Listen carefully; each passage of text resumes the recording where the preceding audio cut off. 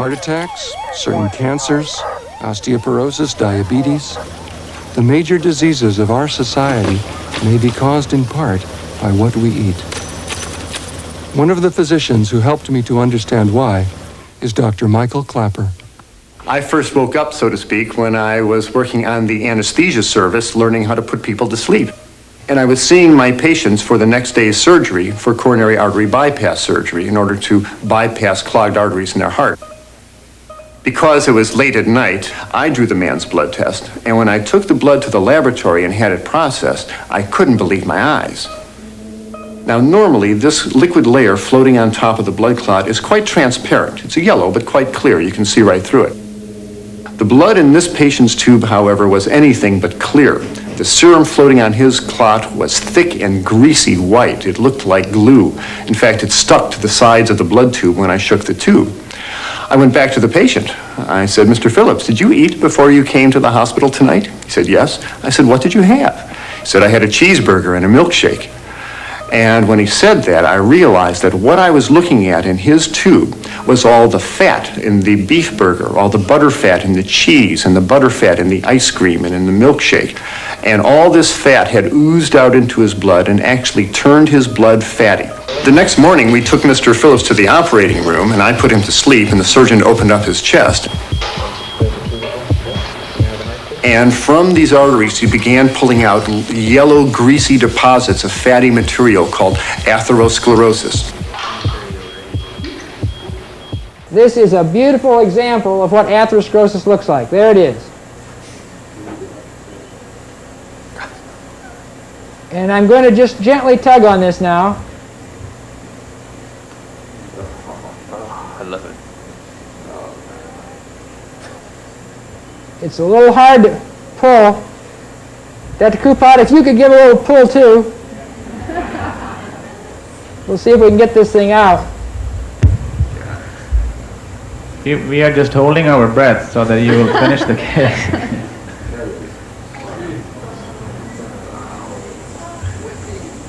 There it is. America's #1 killer right there before your eyes. Okay, so let's hear it. Let's give a big round of applause to Dr. Moss. Where did he go?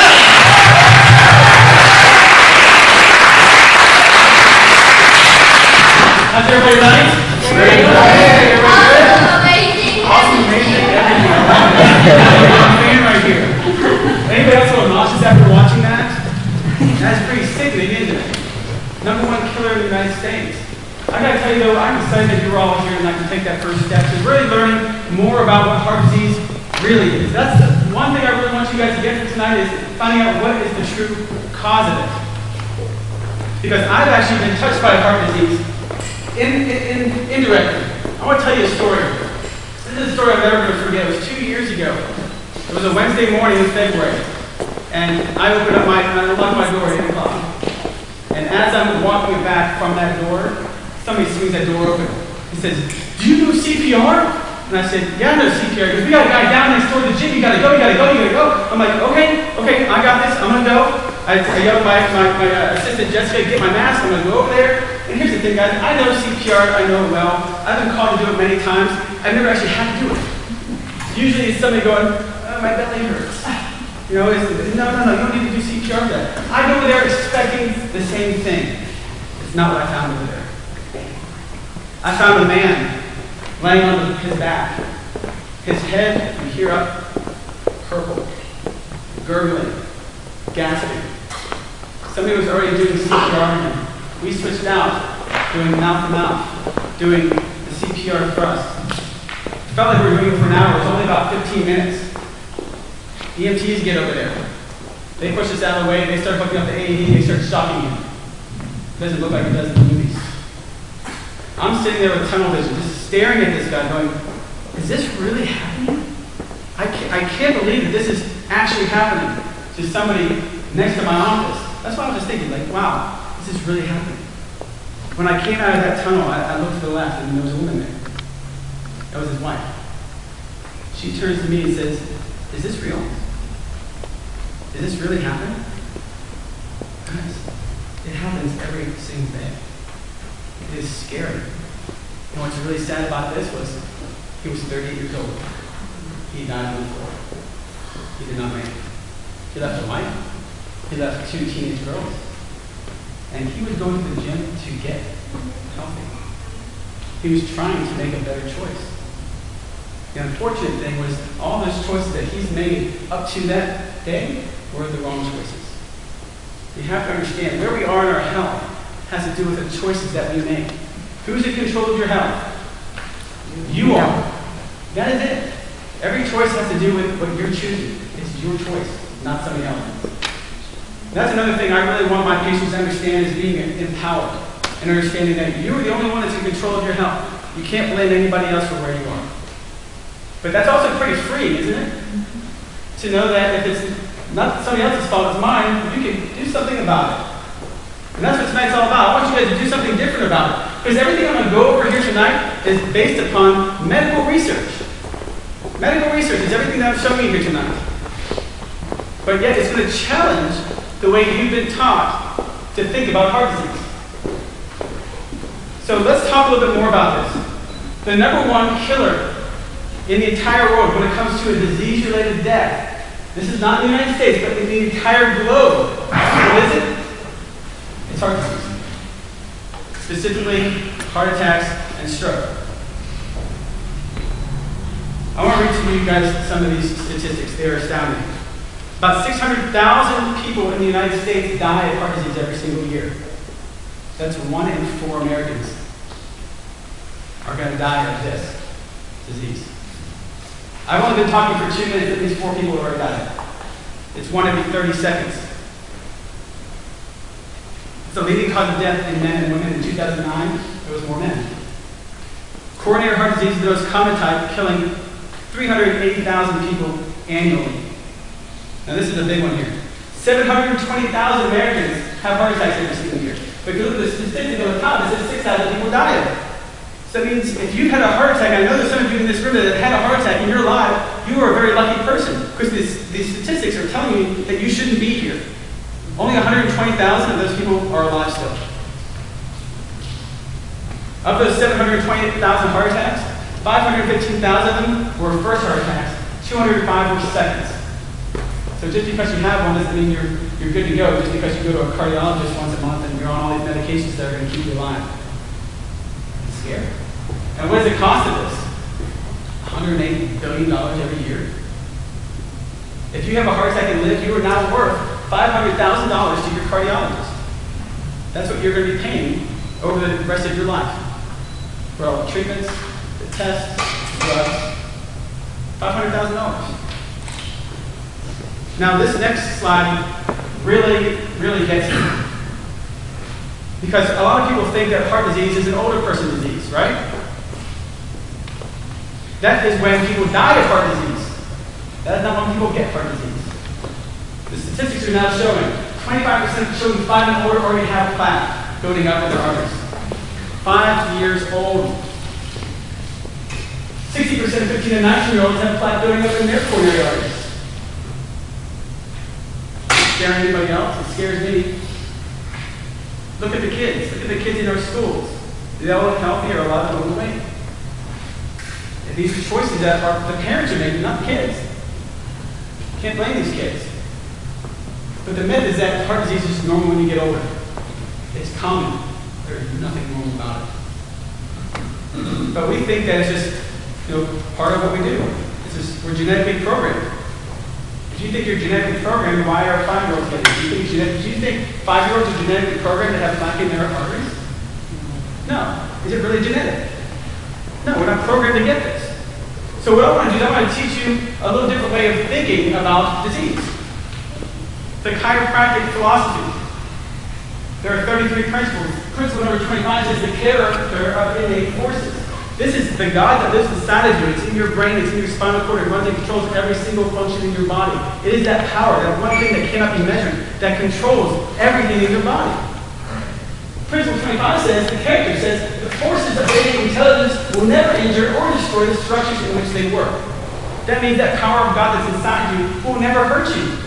It's not designed to hurt you, it's only there for one reason, to help you. So we're going to be going back to this many times here tonight. Because a lot of people think, what about heart disease? They think it's cholesterol, right? Our doctors have always told us, oh, high cholesterol, gotta get that down.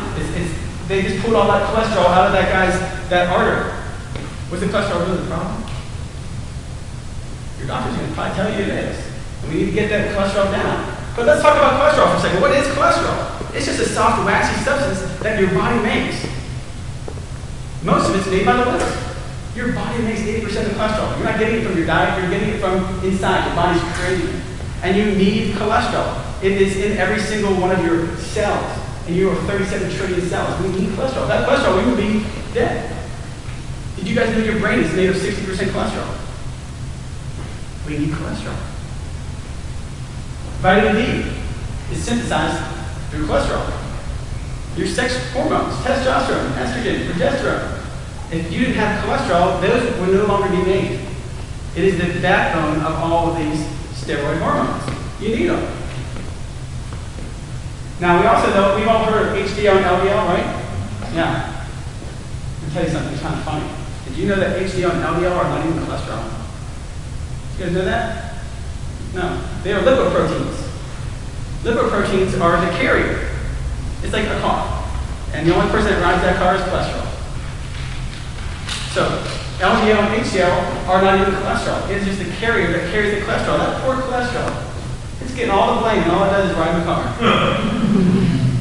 Now, why is something called HDL good, and why is LDL bad? The big thing here is that HDL takes cholesterol out of your bloodstream and takes it back to the liver.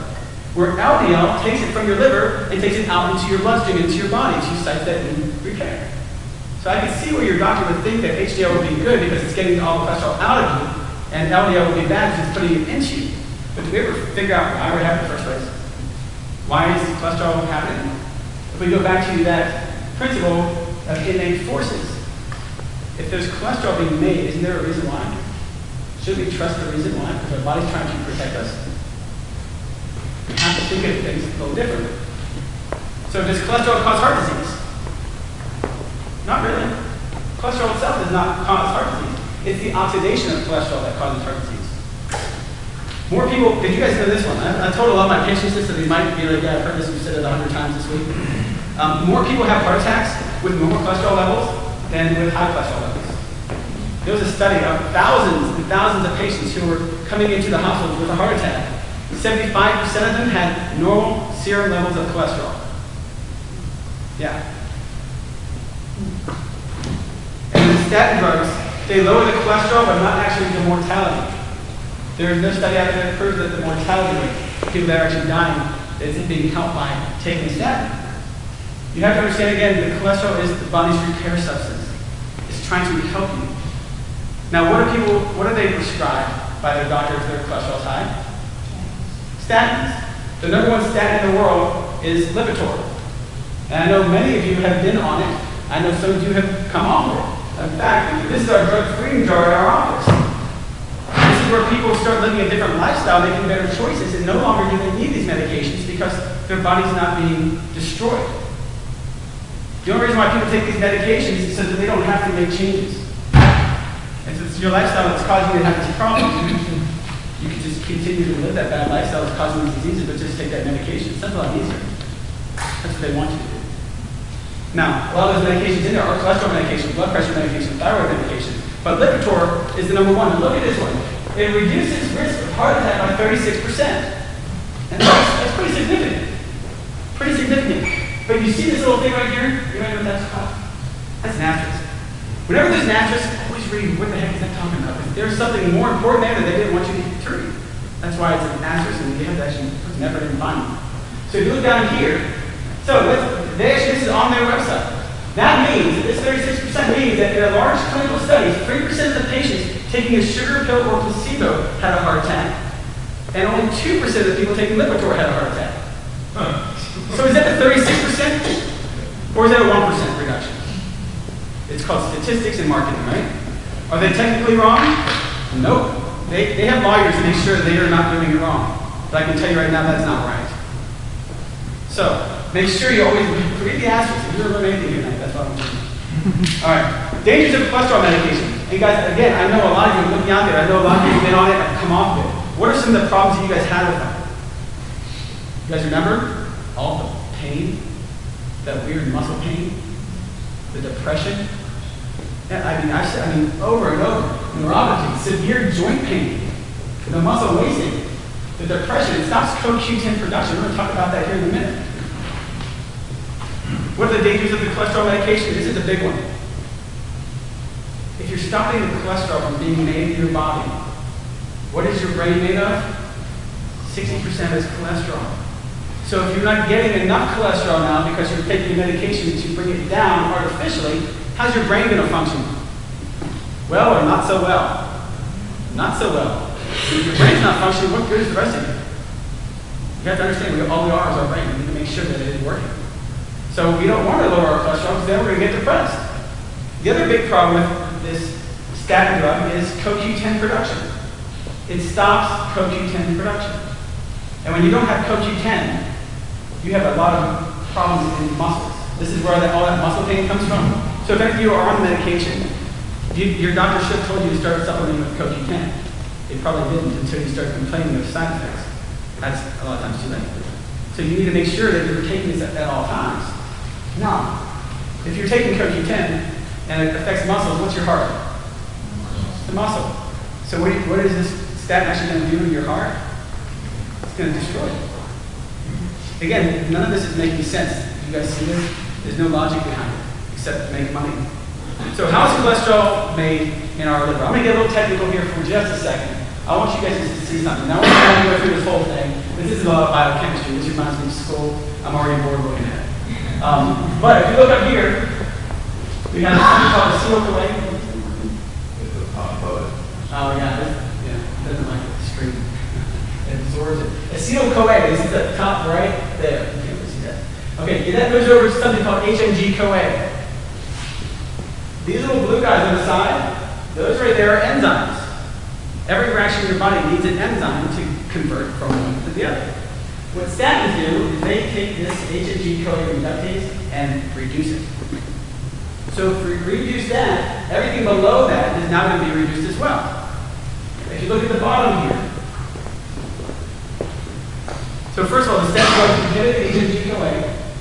Magnesium, I want to take a second to talk about magnesium, but magnesium actually helps regulate and make sure it's stabilized so you do produce enough cholesterol. So if you're low in magnesium, you're going to have problems that we're going to be talking about here, like low cholesterol.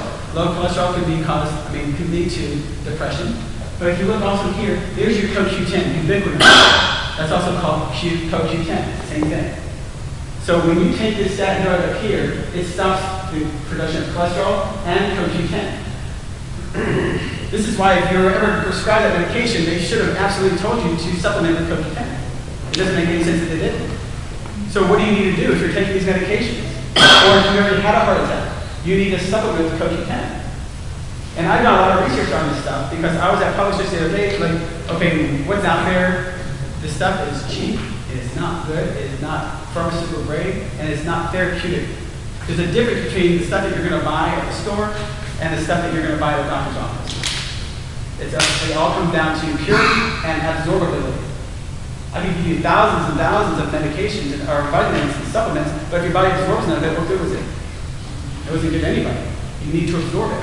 So the CoQ10 that Maximize Living came up with not only has CoQ10 in it, but also has alpha-lipoic acid, which is a very, very strong antioxidant, which is just going to help your body fight off more and more of these diseases. So I just wanted to tell you real quick about that. So should you lower your cholesterol? What do you guys think? No. The kids are into it for the adults. You're right, Mom. You shouldn't. Because it's trying to protect you. So if your cholesterol is high, what's that your body telling you? You've got a problem and I'm trying to save your life. So to bring that down, now you're just taking that shield that they're trying to put up and just let it happen to you. You can't let that happen to you. Every symptom you receive from the body is your body's doing the right thing. You have to trust it.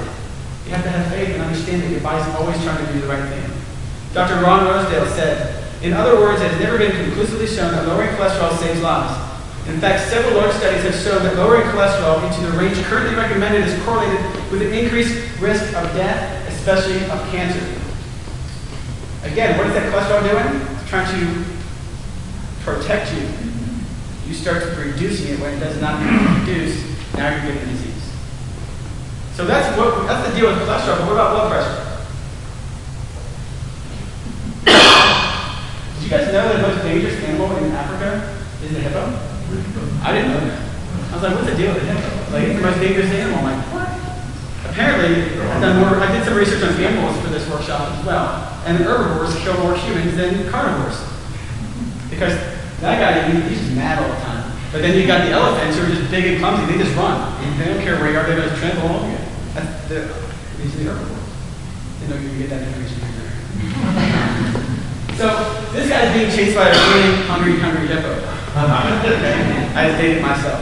Okay, so this guy's getting chased by a hippo. What is his innate intelligence doing with his blood pressure? It's raising it. Why would it raise it? Adrenaline, stress. He knows, that body knows that I need to run, and I need to run fast, and I need to get as much blood and nutrients and oxygen to my muscles so that I don't cramp up and not be able to outrace this. So he's got high blood pressure right now, right? Is that a good thing or a bad thing? It's a very good thing. Yes. Now let's say he outraces him and he runs right to his doctor's office. And they check his blood pressure. What's he going to leave that office with? A medicine, because God forbid it's high. It always amazes me how many people will get prescribed these medications and the doctor never finds out what's going on in your life. You know, somebody just died. Your blood pressure going to be up a little bit? Yeah. Well, there's a pill for that. You feel a little sad about it? There's a pill for that too. Yeah. I mean, there's a pill for everything. Pill for everything. Because stress is important.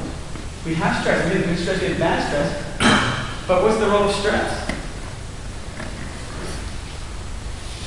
I don't know what the role of stress is. I just don't want any of it.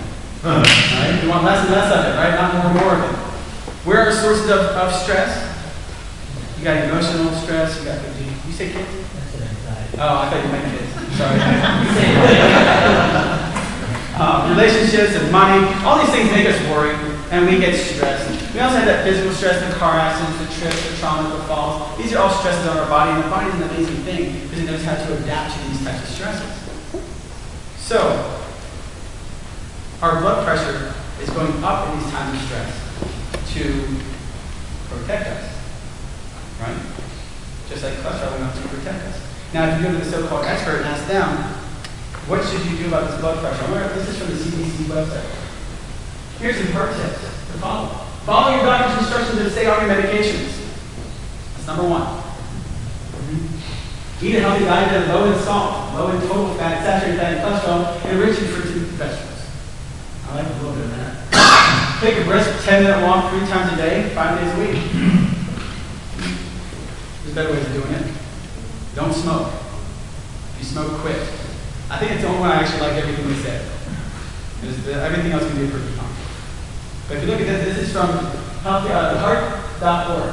Expect to treat high blood pressure for life. Doctors sometimes reduce their patients' doses after achieving normal blood pressure and maintaining it for a year or more, although rarely is treatment stopped entirely. Some form of treatment must be continued over a lifetime for good results. I just want to show you this a second. Just wanted to do that for you, because that's bad BS.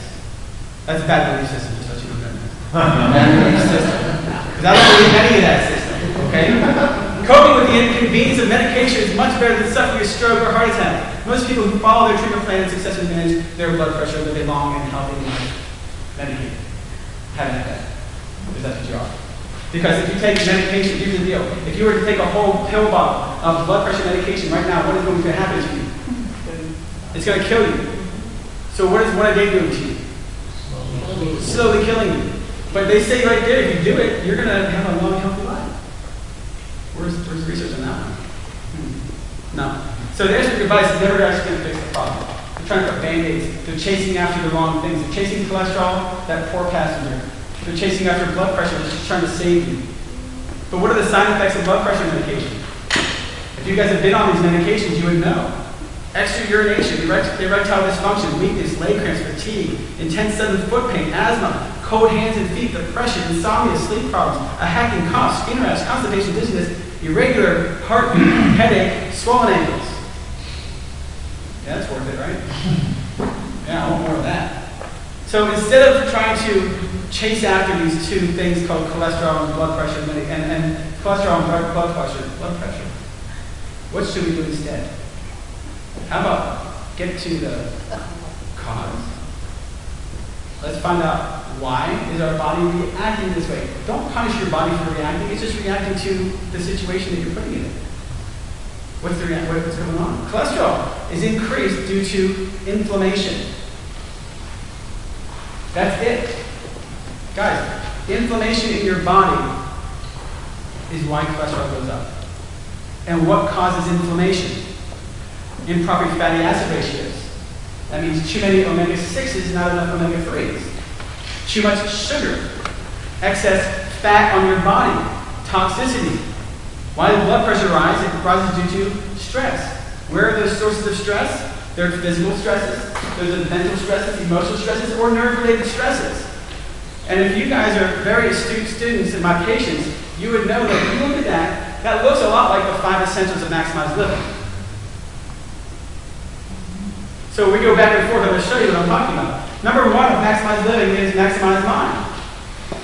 Understanding that health has nothing to do with how you feel, because how did that guy next door at Anytime Fitness feel that morning? He felt fine. Was he healthy or sick?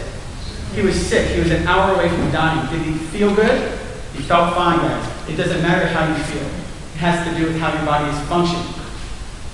Not only that, maximize mind has to do with de-stressing. So we go back to there. Okay, like right here. Stress can be physical, mental, emotional. So we have our mental, emotional component right there. Maximize nerve supply is number 2. We need to make sure that there's no stress on those nerves. Because if there's stress on those nerves, what is that called, guys? When a bone's just out of alignment with stress on that nerve? Thank you. Subluxation. Because remember, God has the power that created you right here in your brain and runs down the spinal cord, runs and controls every function in your body. If you have a bone shift out of alignment, it's called subluxation. If subluxation puts stress and pressure on that nerve goes to your heart getting healthy or sick every single second. It's getting sick every single second you leave it there. Are you getting diabetes tonight? Probably not. But every second you leave it there, it's getting what? It's getting sicker. It's getting worse. 10 years later, you now have heart disease. So we need to make sure we have no stress on our nervous system. Maximize, essential number 3, maximize nutrients. That means we need to put good food into our body. So if we go back, what was causing inflammation? Improper fatty acid ratios. Too many fried foods. Too many rancid oils. There's canola oil, the vegetable oil, the soybean oil, the corn oil. That is all rancid oil. You eat those oils, what's going to happen? Inflammation. Inflammation is going to lead to heart disease. Heart disease leads to death. Don't want it. Don't need it. All right? Sugar. Sugar is a big culprit. We're going to talk about that in the next couple slides here. Essential number 4, maximize oxygen and lean muscle. That's also called fitness, right? You need to work out. How'd that feel, guys, when you worked out a little bit? Right? You worked out for a whole minute. Was anybody out of breath? Why not? You didn't work out hard enough, bro. You should have been a little bit out of breath. It's just amazing to me how just a little bit of punching, but you're going so hard, can cause you to get that heart rate up. You're exercising your heart. And when you exercise your heart, you are going to burn that fat. Because excess fat is going to cause inflammation. We need to burn that excess fat. Get rid of it by exercising the proper way. And I'll tell you right now, what those experts said, going back a couple here, to go on a brisk 10-minute walk 3 times a day, 5 days a week, is not going to burn any fat. Okay, you need to do it differently. We teach you that. That's a Max T3 workout. Who does the Max T3 workouts? All right, good. Those are good, right?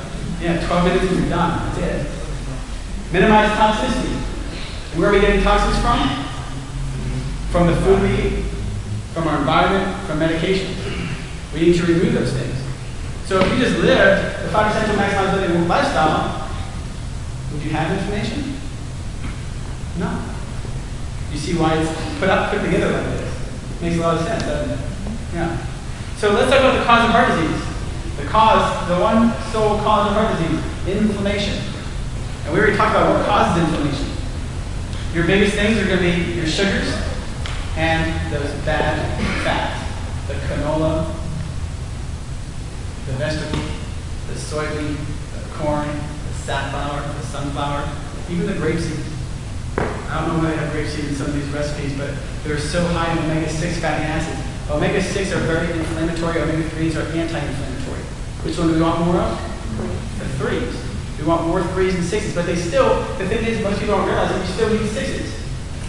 They're in every cell membrane of our body, and they just need to be in the right ratio. If there are too many 6s and not enough 3s, you get inflammation. And when your arteries are inflamed, what happens? They become swollen. It's kind of like if you continue to eat these foods, these processed foods and these fried foods.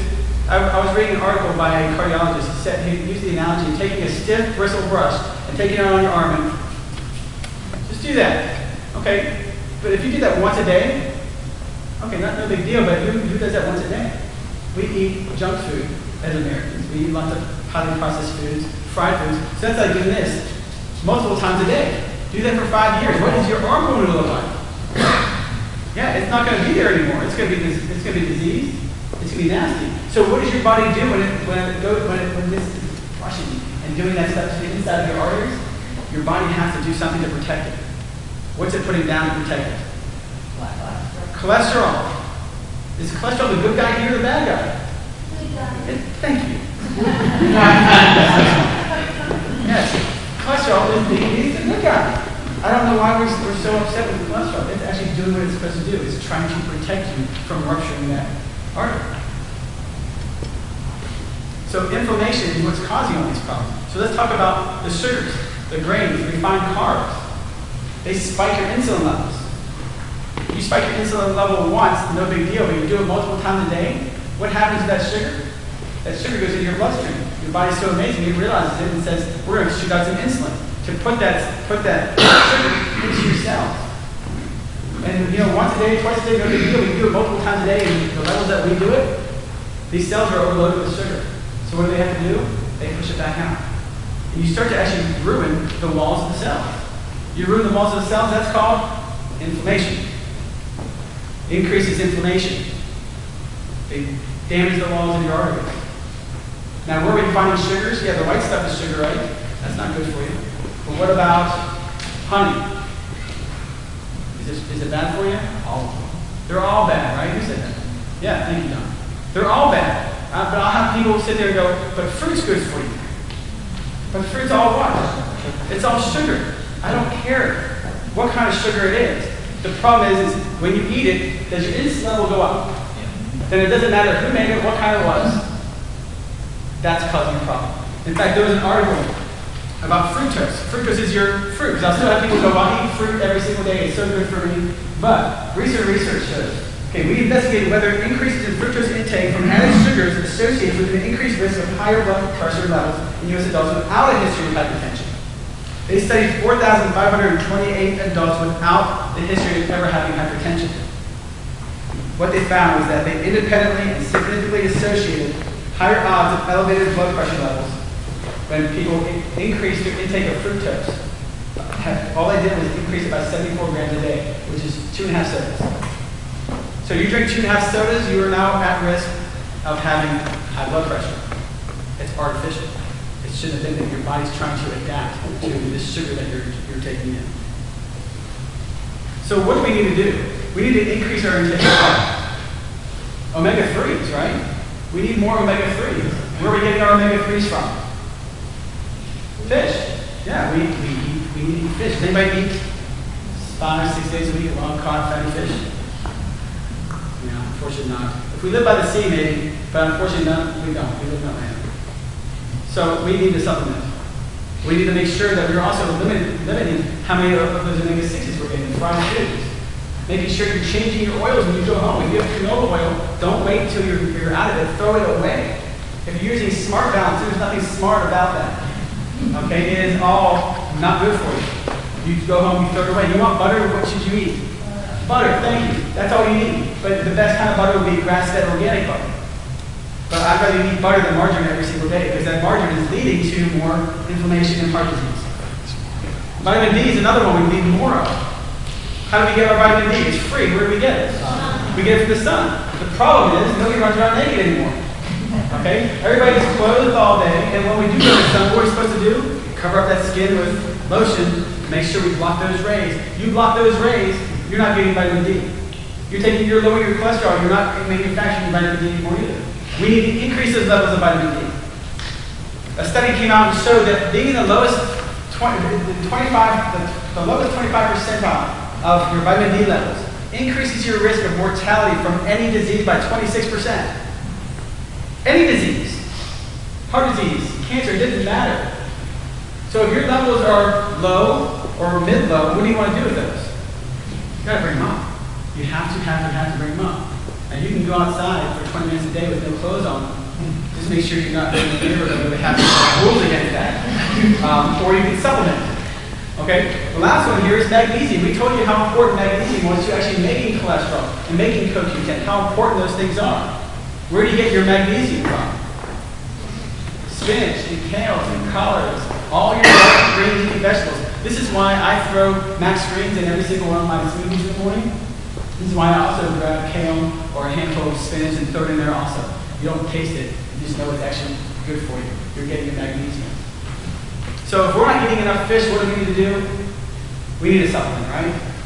And if you guys have been to our makeover in February, I had some slides about the stuff that people are going to Costco and buying, the batteries for handles. And unfortunately, they were made with soybean oil. So soybean oil is one of those rancid oils, so when you think you're going to do something good, you're actually causing more disease. This is the only reason why the next month didn't even use supplements. You're tired of people buying stuff that's actually causing more problems. So what do you need to do? You need to supplement your diet with fatty acids. And Maximize Living recently changed our formula. We improved our formula. We actually added something called ALA, which is flaxseed oil. But you can't just take flaxseed oil and expect to get the same results as fish oil. It takes 20 tablespoons of flaxseed oil to convert in your body to 2 teaspoons of fish oil. So it does not convert very well. However, you still need ALA, alpha-linolenic acid. So we added that into it. You have 1,600 milligrams of omega-3s. You also have GLA, which is a high-quality, pure, non-inflammatory omega-6. So this is why everybody needs to be on that. Vitamin D, again, we need a supplement. We do not have enough of it in our body because we don't run around outside. You ever notice how much happier you are in the summer or when you go to the beach? Yeah. I have a couple patients that started taking the vitamin D. It's like a different world, right?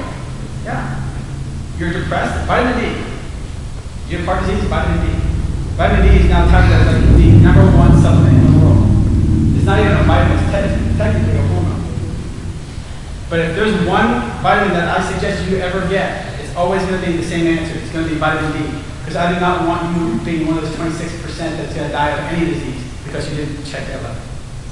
So one thing you could do is go to the doctor and get your vitamin D levels checked, and then do what you can to bring it up. You might need to take 10,000 or 15,000 IUs a month or a day for a month or two to get that level up to where you want it, then maintain it at 5,000.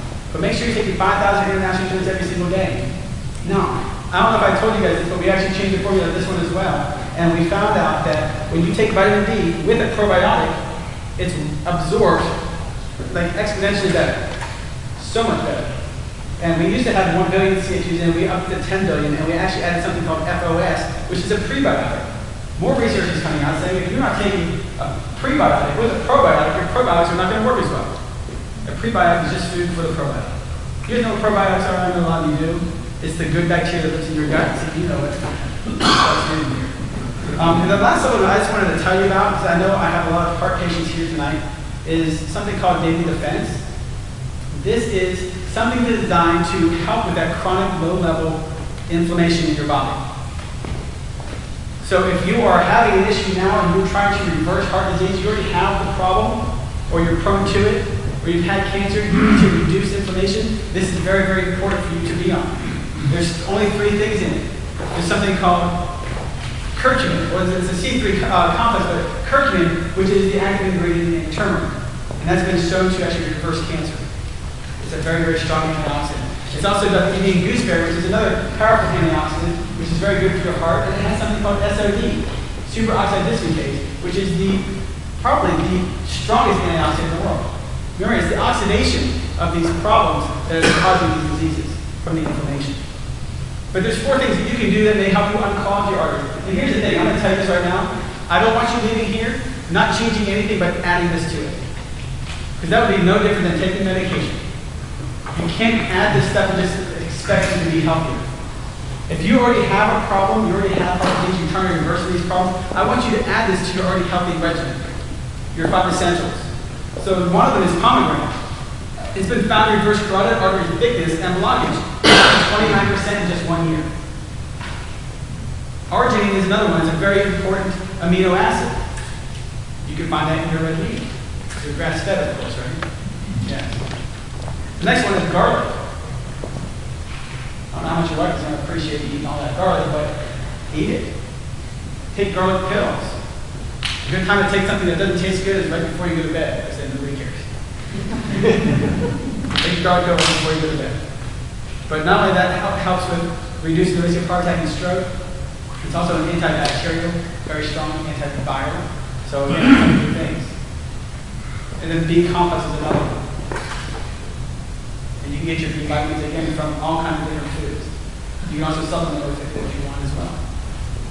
Now, what do you need to avoid? You need to avoid medications like your Tylenol, aspirin, your NSAIDs, these anti-inflammatories. Do you think that those anti-inflammatories would help with chronic inflammation? They do not. They help with that acute inflammation. They actually cause more problems than they help. Your statin drugs have been linked to over 300 adverse effects, including death.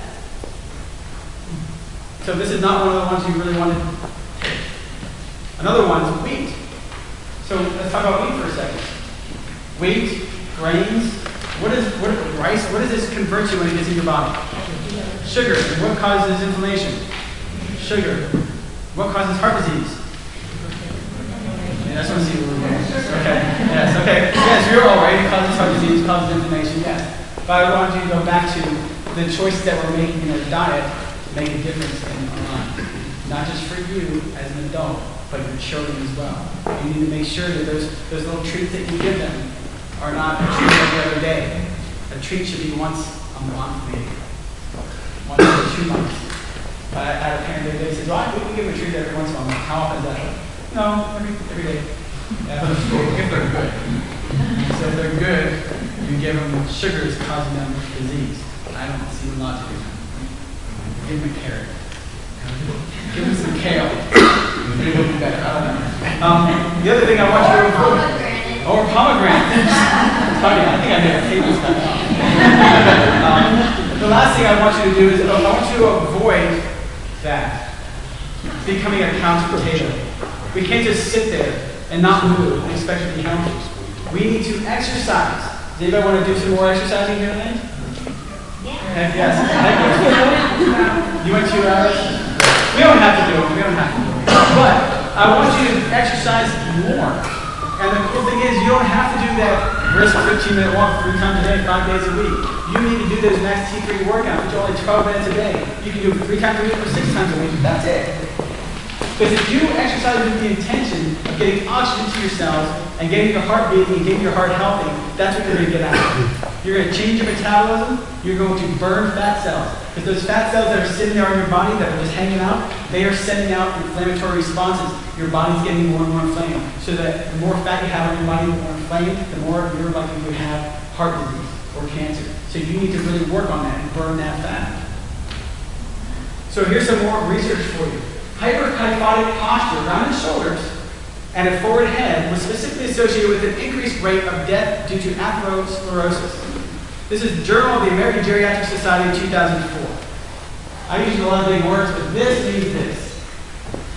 Poor posture. Does this look like people? Yeah, this right here. Oh, pointing to me. Not only that, but men who lost 3 centimeters or more in height were 60% more likely to die of heart and lung disease. How can your posture have anything to do with this? It goes back to subluxation, interference. Because if this is a perfect curve in this person's spine, there's no interference. But as soon as I do this, where's all the pressure? Look at that pressure up all the way at the top, C1. What else is there? Your brainstem. What controls your heart rate? Your breathing rate, your blood pressure. It's all up there. I have a video. This is really interesting. I want to show you guys. Can you guys hit the lights for me?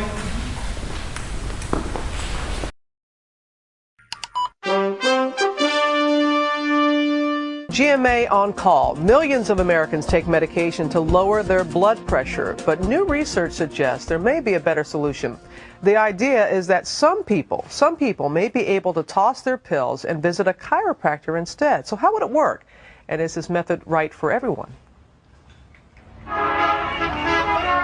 1 in 3 adults suffer from high blood pressure. Nobody can say for sure what makes it rise, but now a new medical study is cautiously suggesting an unusual way to bring it down: realign the spine. When the spine is misaligned, it can affect all types of things, all types of diseases, conditions. The idea is that the C1 vertebra, located at the top of the spine, operates like a fuse box in the body. When twisted, it can pinch arteries and nerves at the base of the neck, not only causing discomfort, but affecting blood flow too. Denise Neiman suffered from neck pain. Your upper body's off to the left 2 degrees and your hip. X-rays showed her C1 out of alignment. A special chiropractic adjustment lowered the pain and her blood pressure at the same time. My blood pressure dropped tremendously. Could there be a connection? We designed a double-blind study to really look and see if, in fact, this procedure was affecting blood pressure. 25 patients got the special adjustment, 25 others a fake one. The ones who got the real thing saw their blood pressure drop an average of 17 points, a dip that usually takes 2 blood pressure medications to achieve. So it's pretty significant. But before you run out and get your neck adjusted, you should know that only a handful of chiropractors are qualified to do this kind of thing. The study is still being reviewed, and though blood pressure was still down 8 weeks later, nobody can say for sure how long the adjustments will last. And we want to thank our fabulous Chicago station, WLS, for all their help on this story. Now, for more on the possible connection between your spine and your blood pressure, our medical editor, Dr. Tim Johnson, joins us now from Boston. So, Tim, what do you think of this study? Well, it's obviously very intriguing, the idea that a simple manipulation of the neck might result in a very significant lowering of blood pressure. There are obvious limitations to the study. Only 50 patients, only 25 treated, only 8-week follow-up, a very special kind of chiropractor training required. But it certainly is intriguing and deserves further study. And in fact, a larger study is now underway. And so tell us how, in theory, how does this work, realigning the neck, the spine? Well, the truth is we really don't know, but that vertebra at the top of the neck is in a very critical area where the brain stem, the lower part of the brain, is involved with the regulation of blood pressure. So it's theoretically imaginable that changing the anatomy of that area might have some effect on the regulation of blood pressure.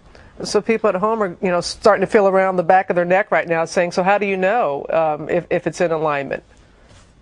Well, aside from having pain that might bring you to a doctor or to a chiropractor, you really wouldn't know unless you get an x-ray. And so the intriguing question, with further study that verifies that this might be a possibility, will be how do we suggest which people go and get their necks x-rayed and maybe have this kind of manipulation? There's a lot to sort out. But I'm telling you, the medical world will pay attention to this because of the very significant drop in blood pressure. And eventually, I think we'll sort out which people should go and have their necks x-rayed. Well, that's huge, because I was automatically, when I heard about this yesterday, my mother has battled with high blood pressure, and I know that she has a little bit of curvature in the spine and wanting to know, of course, she's 84. So you have to know if this is right for each particular person, and also how long does it actually last? Or you can just toss the pills, or do you have to do it ever so often? See, we don't know that. These people had just one manipulation, and 8 weeks later, their pressure was still down. How long that will last is what will be required for further study. So a lot of unanswered questions, but I'm telling you, this catches our attention because of the significant drop in blood pressure. It absolutely deserves more study. Pretty interesting. I could pick that apart and say these people, I mean, certainly possibly could be. It's pretty minor. I just ignore that part. And the part that amazes me is that sending somebody to the chiropractor would be the first place to go with high blood pressure. I mean, isn't it safer than taking all these drugs and medication? Isn't it alignment with how your body heals itself? It makes a lot more sense to me. How many of you know people that have high blood pressure? Everybody. Everybody knows somebody. They're on cholesterol medication. They've had a heart attack. They have these problems. And what are they doing about it? They're going to the doctor. And they're being medicated to death. when they should be going to a chiropractor, specifically a maximized living doctor, to find out what is stopping you from healing themselves. I know we have some guests here tonight. Those of you that are guests, you got something in your magazine that looks like this. I want you guys to understand that if you're a guest here tonight, you never had an x-ray, you never found out if you have subluxation. I want to give you that opportunity to at least come to the office and find out if you have a problem that can be helped. So what you're going to do is you're going to put your name at the top and write your best contact number. And what you're going to do is you're going to turn this in at our registration desk over there with Karen. We set aside just a few appointment times over the next 3 days. If you want to come and get a checkup, you circle the time and date, and then you actually pay in the office. And then what we're going to do this tonight is we're only going to charge you $40 for an examination and x-rays if they're necessary. Typically it's a $120 visit to my office. But you guys are taking your time to be here tonight. I want to make sure you have the opportunity to get checked and find out if you have a problem. But there's a lot of people that should have been here tonight. Don't you agree? Yeah, we all know people that should have been here tonight. That's why we're holding something called a Friends and Family Day. 2 weeks, April 8th. On April 8th, we're doing what's called our Friends and Family Day, where your friends and your family members that you wish were here can come to our office and get that valuable x-ray to find out, are they not healing? Can you be the person that helps this person save their life? I know you can. So every single person will receive this. I want everybody to pull this out right now.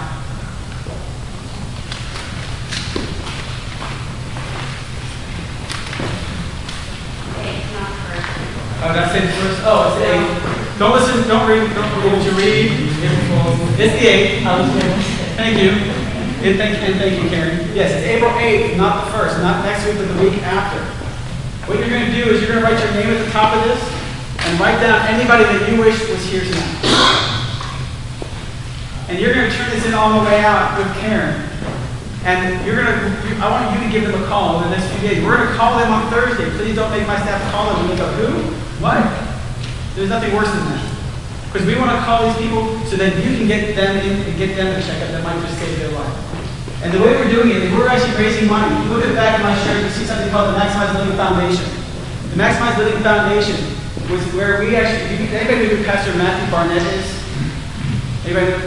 If you've been in my office, you probably would recognize him talking to the Southern pastor. But he's actually in Los Angeles. And he started something called my mom went blank a second ago, and ever since I started thinking about it, I could not remember. Dream Center. Thank you. I keep wanting to say House of Hope, I'm like, I know that's right here. The Dream Center. Has anybody heard of the Dream Center in Los Angeles?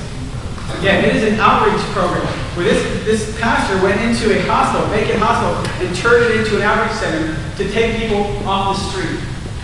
They see a lot of prostitutes, people that were sex slaves, people that were drug addicts, people that were in jail.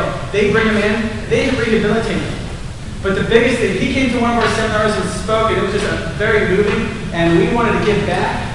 And our co-founders, Dr. Ben and Dr. Greg, said we need to give back, and what we decided to do is put a Maximized Living Health Center right inside that hospital, right inside the Dream Center. And it's been there for a year now, and it saved so many lives, and it makes $0. And all we do is we donate all of that money, and we donate all of the services to the people that are staying there. And the amount of miracles that we hear in that office is just absolutely incredible. We're raising money to help them open another one in Phoenix. So every dollar that we bring in that day for those new patients of your friends, your family, we're donating 100% of those proceeds to the Dream Center Fund for Arizona and Phoenix. So I just want to let you know that's where that money is going. Now, I just think about what life would look like if everybody knew the information we learned here today. I mean, think about it. What would life look like if everybody thought cholesterol was not the culprit and actually did something about it? Trying to control that inflammation. Making better life choices. I don't want to take drugs so that I don't have to change my life because I just like to eat fried food all the time and I don't want to have to change. I'd rather just take medication. I know that's not what God wants for you. It's not the life that He drew out for you. You want to live to your potential, you need to make the choices that are going to get you there.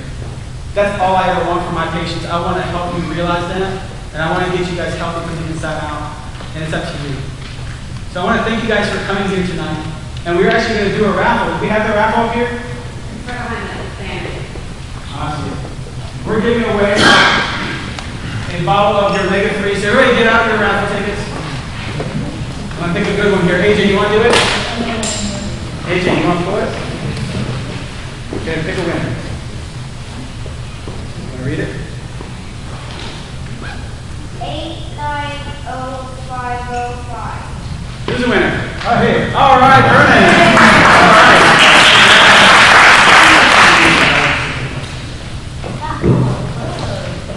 I'll get this to you on the way out. Okay, congratulations. Now, we have our resources here. A lot of you know when we do our resources at a workshop, everything here is 10% off. To make it easy for you guys, if you want to get something to do tonight, just fill out the form, what you want, write it down, credit card, and just hand it back. Don't fulfill your order. Very quick question. Yes. I'm probably the stupidest person ever to just sit out alone talking about it. But if the problem's not cholesterol, what caused that nasty stirring that looked like beef fat? Yes. That was cholesterol, but what caused your body to put the cholesterol there was the inflammation. So cholesterol is the last problem that you're going to have, and it's the first thing to go away. It's just a symptom of years and years of low-level inflammation. So if you look at that, it's very easy to see. Well, cholesterol is what killed that guy. They clogged up his artery. You could look at that and say, absolutely. But why was that cholesterol there in the first place? Because of life choices he was making that was causing that low-level inflammation. Cheeseburger milkshake before he went there. Does that make sense? Yeah. Okay. I mean, that day, you could absolutely say this thing is what killed him. And that's all cholesterol, and that's why they think cholesterol is the culprit, when it is not really the culprit. It's the end all. Your body was trying to save that person, because those arteries on the inside were so damaged that they kept having to lay down more and more. And then he changed his ways, his lifestyle. No, he kept doing more and more damage, and over and over. And you keep damaging it, you're going to end up like that. Tyler. Yeah, Dan, could you go back to that slide about the damage or the symptoms caused by taking blood pressure medicine? Yes.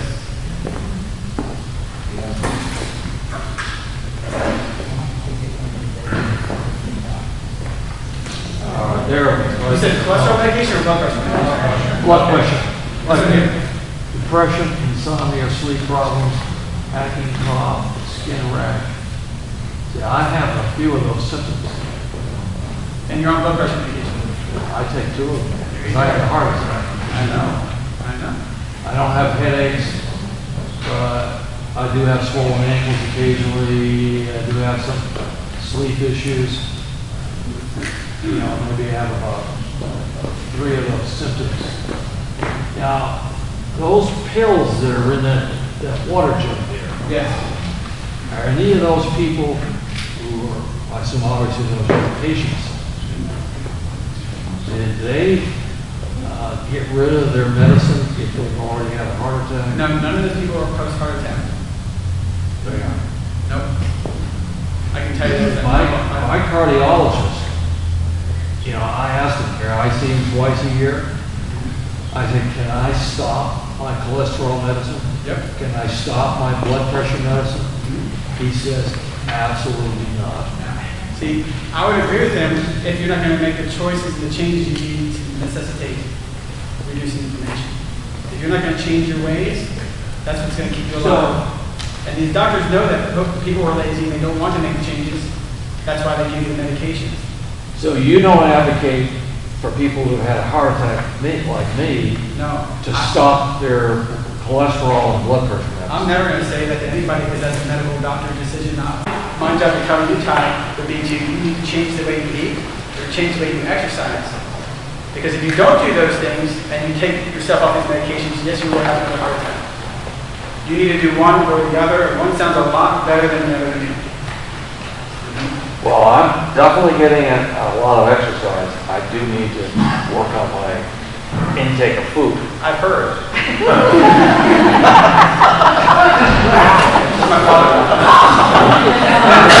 Yes, I've seen it too. Yes. Anybody else have any questions? Yes, Ron. Triglycerides. Yes.